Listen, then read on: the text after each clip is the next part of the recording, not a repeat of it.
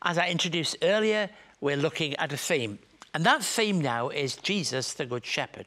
So I'm going to read from John's Gospel, chapter 10, verses 1 to 10. Now, it might be familiar to you, but let's hear it as it would have been heard for the first time in the life of the early Christian community.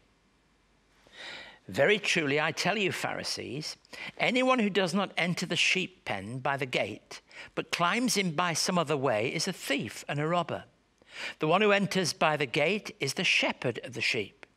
The gatekeeper opens the gate for him, and the sheep listen to his voice. He calls his own sheep by name and leads them out. When he's brought out all his own, he goes ahead of them, and his sheep follow him because they know his voice. But they will never follow a stranger. In fact, they'll run away from him because they do not recognize the stranger's voice. Jesus used this figure of speech, but the Pharisees did not understand what he was telling them. Therefore Jesus said again, very truly I tell you, I am the gate for the sheep.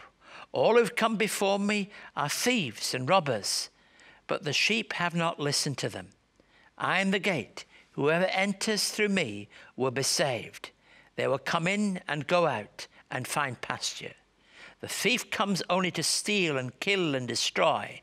I have come that they may have life and have it to the full. Now, one of the great themes of John's Gospel is contrast. Right at the very beginning, we have the contrast between light and darkness. And this Johannine theme is picked up again here, the comparison between Jesus as the shepherd and those who are anything but that, the thieves, the robbers, the people who sneak in. Jesus is by the door, and the thieves sneak in a different way. That is so important in understanding that Jesus is presented as the Good Shepherd. Now, to understand this figurative metaphor, we must picture a walled enclosure where sheep are kept at night, and the shepherd protects the sheep by lying across the doorway. Christians are doorways, if you like, to eternal life, enabling people to come and receive the gift that God offers in Jesus Christ.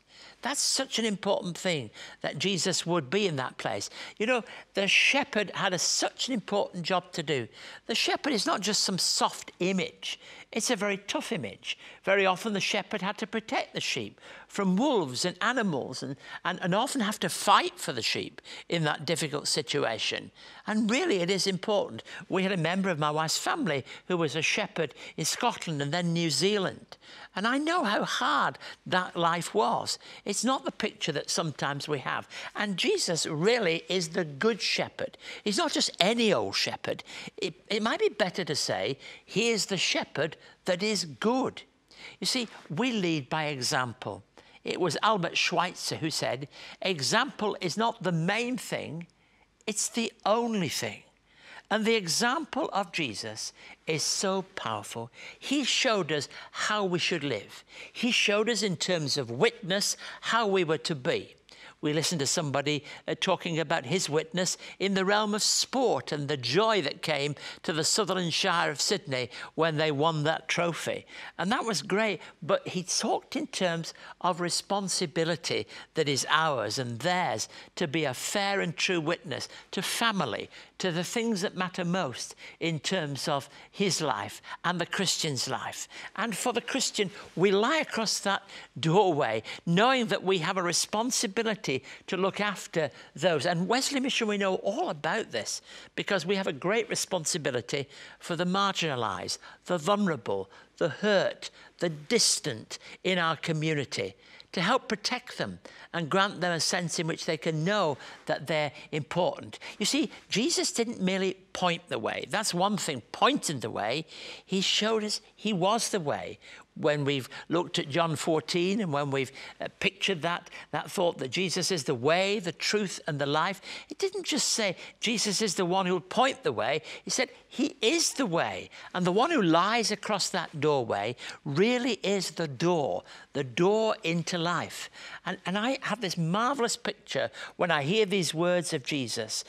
They have a comparison back to the Old Testament, from the book of Ezekiel chapter 34, where we read there that there were good shepherds and bad shepherds. Well, Jesus is the shepherd who is good. He's the one that can lead us to life. He's the one that can really and truly be the gateway into life for every one of us.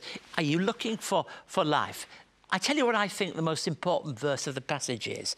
It's that final verse where it tells us quite clearly, the thief comes only to steal and kill and destroy. I have come that they may have life and have it to the full. I've come that they might have life with a capital L, life as it's never been seen, life that we really need more than anything else in the world. And that's God's gift offered to you if only you're prepared to receive it from the Good Shepherd himself.